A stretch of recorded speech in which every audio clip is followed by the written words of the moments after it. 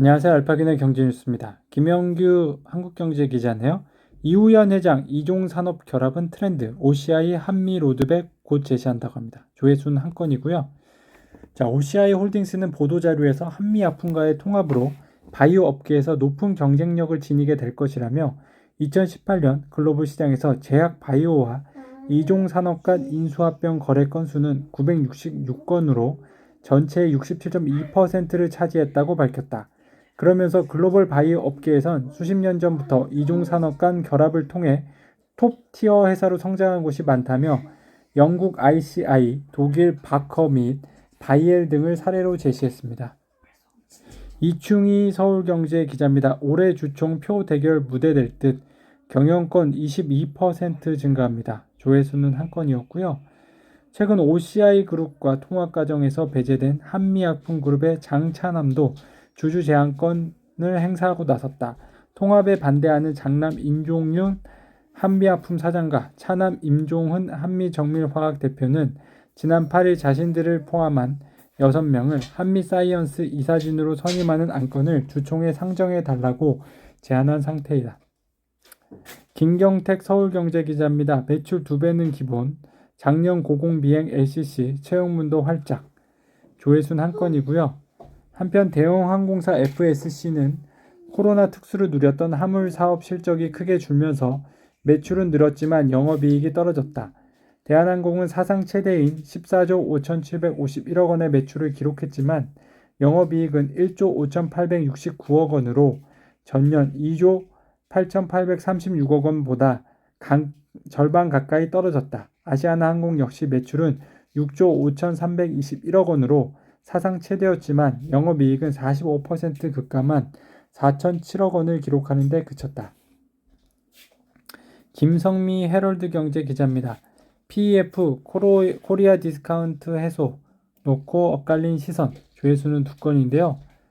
업계는 주주 환원 강화에 대해서는 환영하는 분위기지만 주주가치 제고가 기업가치 개선에 연결될지는 우려의 목소리가 있다.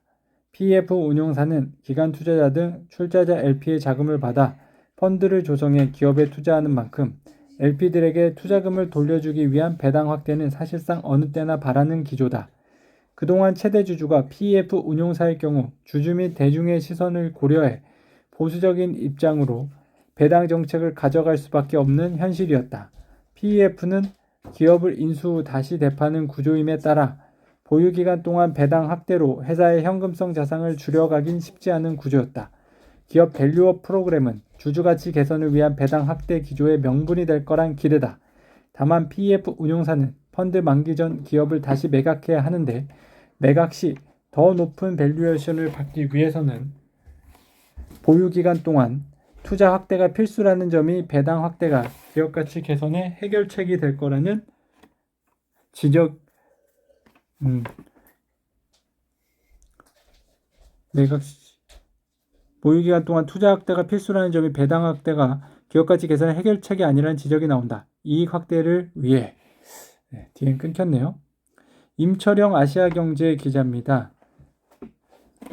태영건설 PF 사업장 정리 시나리오인데요. 태영건설 앞으로 잘 되면 좋겠네요.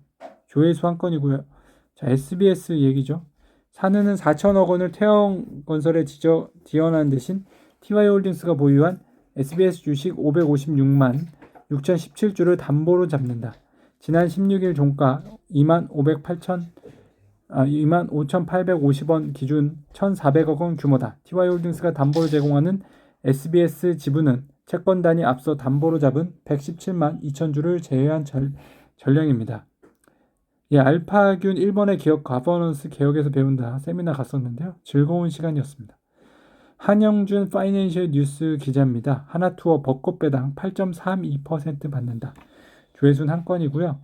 주가가 6만 100원인 하나투어는 4년 만에 흑자 전환에 주당 5,000원의 비과세 특별 결산 배당을 결정했다.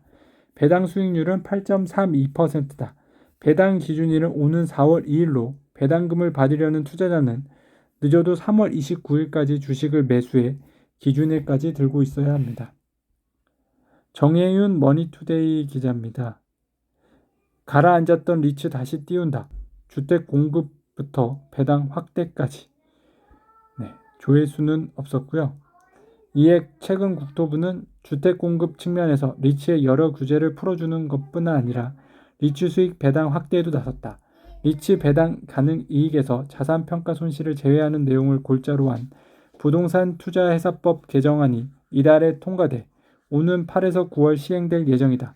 기존에는 리츠 수익이 줄지 않더라도 자산 평가액이 감소하면 미실현 손실분을 빼고 배당해야 했는데 앞으로는 미실현 손실분을 제외하면서 부동산 수익을 투자자에게 온전히 배분하도록 했습니다.